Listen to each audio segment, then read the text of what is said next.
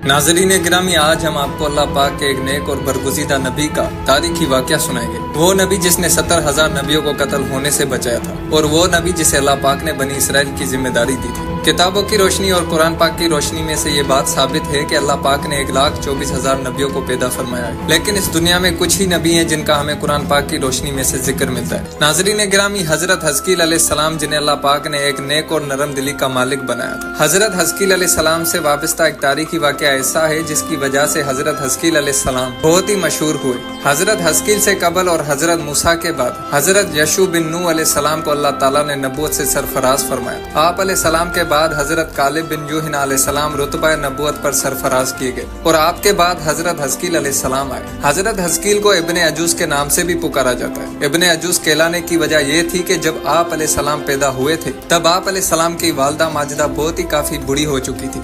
इसके अलावा आप अलैहिस्सलाम को एक और लक़ब भी दिया गया है जो ज़ुल्किफ़ल के नाम से मशहूर है। ज़ुल्किफ़ल का लक़ब आप अलैहिस्सलाम को इसलिए दिया गया था कि आपने अपनी किफ़ालत में लेकर 70 नबियों को कत्ल होने से बचाया था और वक्त के फिरौन के जंगल से आजाद भी करवाया था, जिस पर यहूदा कौम आमाद हो गई थी। इसके बाद आप अलैहिस्सलाम पर भी हमला तारी हुई, लेकिन आप अलैहिस्सलाम अल्लाह पाक के फजल और करम से जालिमों के जाल से बचकर निकले और बरसों जिंदा रहकर अपनी कौम के लोगों को अल्लाह पाक की हम्द का इजहार करते रहे और उन्हें हिदायत फरमाते रहे। हजरत हज़कील अलैहिस्सलाम के मशहूर होने की वजह कुछ ऐसे बताई जाती है। काफी सारे मुरखीन और मुफस्सिरीन के मुताबिक बनी इसराइल की एक बहुत ही बड़ी जमायत थी जो हजरत हज़कील अलैहिस्सलाम के शहर में रहती थी। किताबों की रोशनी से और मुरखीन की तहकीक से ये बात साबित है कि उस शहर में ताउन की एक बहुत ही बड़ी वबा फैली, और ताउन की वबा फैल जाने से लोगों का काफी जानी नुकसान हुआ। जब उन सब ने ये देखा कि हम इस वबा के आने से मरते जा रहे हैं, तो सब ने मिलकर ये तय किया कि अगरचे हम यहाँ मजीद रुके तो हम सब के सब मरते जाएंगे।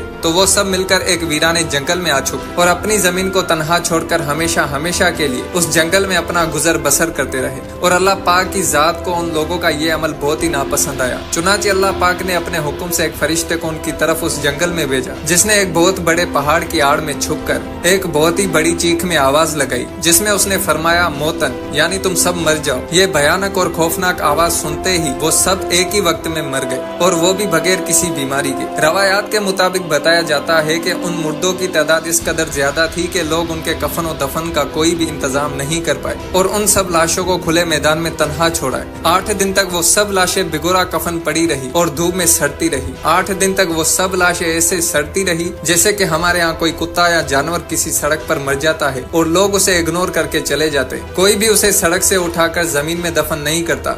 तो वो जानवर या कुत्ता जो मर जाता है तो वो सूरज की तपश में जलकर राख हो जाता है। फिर वहाँ से कोई अजनबी इंसान गुजरता है तो उसे उस जानवर की बदबू आने लगती है। ठीक इसी तरह उन सब लाशों के साथ भी ऐसा ही हुआ। तारीख में मुफस्सिरीन ने लिखा है कि उस जंगल में एक दिन हजरत हज़कील अलैहिस्सलाम का गुजर हुआ और हजरत हज़कील अलैहिस्सलाम को उन मुर्दों के लाशों की एक अजीब और गरीब बदबू आने लगी, जिसके बाद हजरत हज़कील अलैहिस्सलाम ने उनकी तरफ रवानगी इख्तियार की। जब आप अलैहिस्सलाम वहाँ गए और ये भयानक और खौफनाक आलम देखने लगे तो आप अलैहिस्सलाम वहाँ से निकलकर अल्लाह सुब्हानहू व तआला की दरबार में आकर जोर और शोर से रोने लगे और अर्ज करने लगे कि ए मेरे खालिक, ये मेरी कौम के लोग थे, इनसे जाने अनजाने में जो खता हुई है वो तू माफ फरमा, और ये मेरी कौम जो तेरी हम्द करती थी, तेरी जात से मांगती थी और तुझे सजदा करती थी, इसे माफ कर। या अल्लाह, इन सब के बगैर मैं तन्हा हो जाऊंगा। या अल्लाह, मुझे इनसे प्यार था और ये मेरी कौम के नेक लोग थे। किताबों की रोशनी और हदीसों की रोशनी में से ये बात साबित होती है कि हजरत हज़कील अलैहिस्सलाम अल्लाह पाक की दरबार में बड़े सोजो दिल के साथ दुआ में मशगूल थे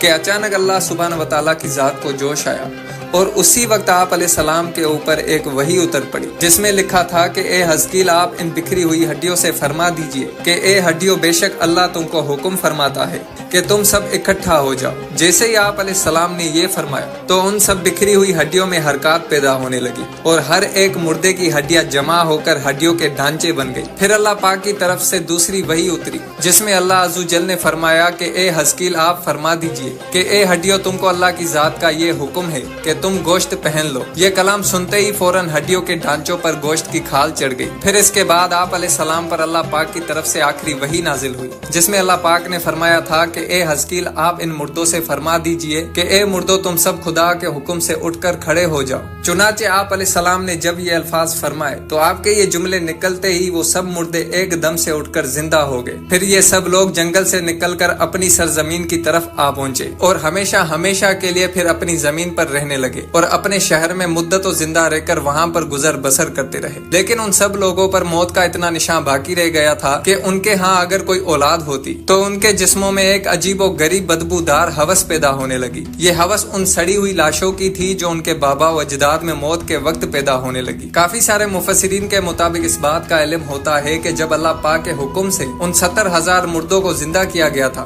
تو ان کے زندہ ہونے کے بعد وہ جو بھی کپڑا پہنتے وہ کفن کی صورت میں ہو جاتا اور قبر میں جس طرح کفن میلا ہو جاتا ہے ایسا ہی میلا پن ان کے کپڑوں پر نمودار ہو جاتا. چنانچہ یہ اثرات آج تک ان یہودیوں میں پائے جاتے ہیں جو ان کی نسل سے باقی رہ گئے تھے. ناظرین گرامی، یروشلم کا عربی نام اقدس ہے جسے قدیم مصنفین عام طور پر بیت المقدس لکھتے. دراصل اس سے مراد ہیکل سلیمانی تھا اور بیت المقدس کو یورپی زبانوں میں یروشلم کہتے. بیت الاقدس سے مراد وہ مبارک گھر یا پھر ایسا گھر جس کے ذریعے گناہوں سے پاک ہوا جاتا ہے.